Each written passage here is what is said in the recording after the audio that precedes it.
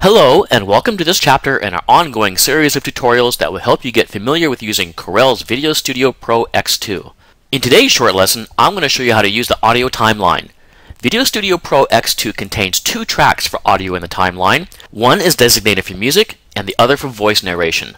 Although you can drop music into either track, when you use the voice record feature, that audio will be placed into the narration track.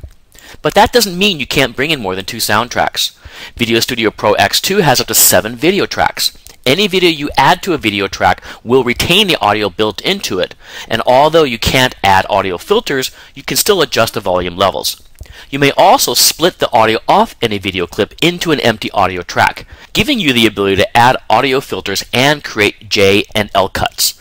If you have additional audio requirements, I recommend using another application to combine multiple tracks into one, then import this into VideoStudio. An excellent choice is a free application called Audacity. That's Audacity. It can be found at audacity.soundforge.net. In addition to recording audio into VideoStudio Pro X2, you can also import CD audio and export an audio-only file. Let's get started. I've quickly produced the basics of my movie using my movie wizard and imported that in the VideoStudio editor like you see here.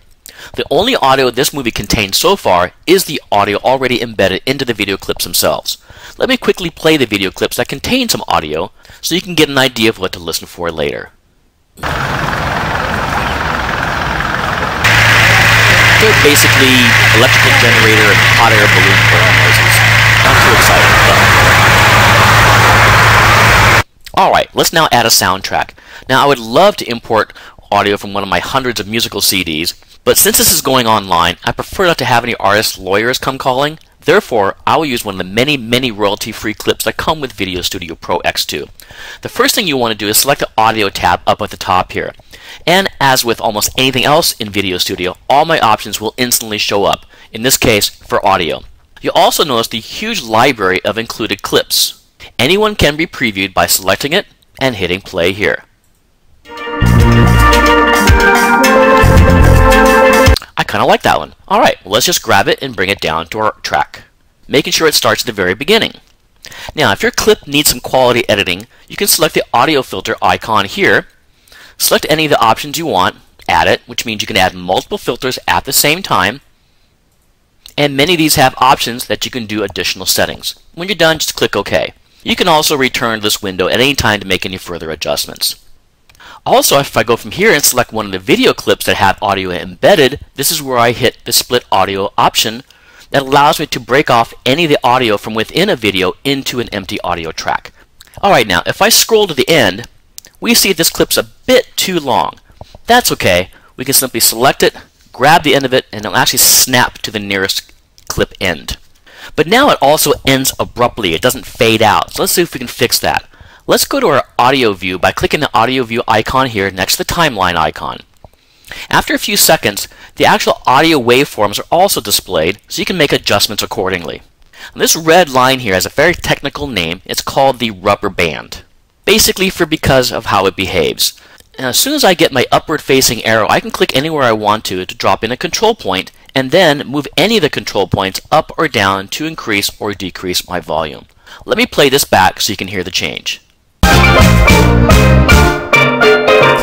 Also notice as the volume decreases, so does this volume indicator as well. Alright, well, let's go back to where the balloon sounds are and make some audio adjustments there. Like I mentioned, even though you have video clips with audio embedded, you're still allowed to make any adjustments to the volume levels here as well. Alright, so what I'm going to do now is I'm going to add 2 control points at the beginning and 2 at the ends. And you'll see why in just a second.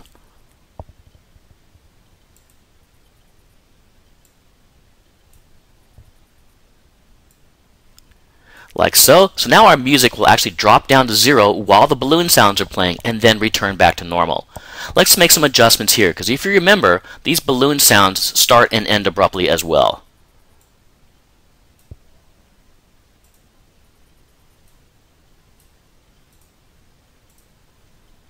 Alright, well, let's play this back so we can hear our changes.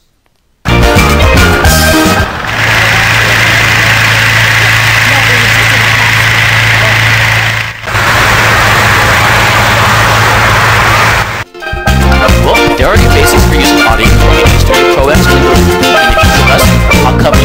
Auto Music, and Dolby Digital Surround Sound. Thanks again, and I'll see you in a future lesson.